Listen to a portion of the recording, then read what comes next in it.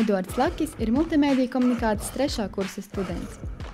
No 16 gadu vecuma viņš aizrāvis ar filmēšanu, bet pēdējos 2 gadus veido profesionālus video pēc pasūtījuma. Runā TV uzzināja vairāk par viņa hobiju un guva vērtīgus padomus.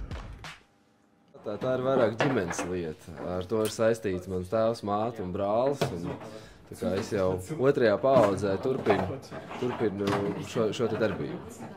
Un bija dzimšanas diena, un tētis bija no televīzijas paņēmis lielo televīzijas kameru.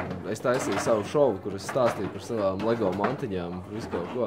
Mans lauciņš vairāk ir korporatīvais video reportāžas preses materiāli, un tad strādājot ar valsts sektoru, tas, ka ir gadījies nofilmēt dažādas sabiedrībā zināmas un ietekmīgas cilvēkus, neveiklās situācijās, kad viņi pasaka neveiklas frāzes un tam līdzīgi. Skaties, šeit mums ir 2 cilvēki, kuri spēlē, un pastāst, kā būtu labāk viņus nofilmēt, lai kadrs izskatītos labi. Pirmā lieta, ko mums vajadzētu izdarīt, mums vispirms vajadzētu uztaisīt kādu koplānu, tā, lai mēs redzam viņus, kā viņi spēlē. Tāds neliels koplāns, kurā mēs redzam viņus abus divus un arī pašu galvu, kā viņi spēlē. Izdarīt mēs varam, piemēram, uzlikt kaut vai kameru statīvu, vēlams jau vispār būtu filmēt visu no statīvu.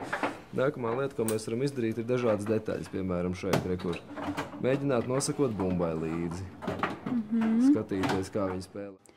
Eduarda hobijs ir piemērs tam, kā teoretiskās zināšanas, kuras dod universitāte, var pielietot praksē.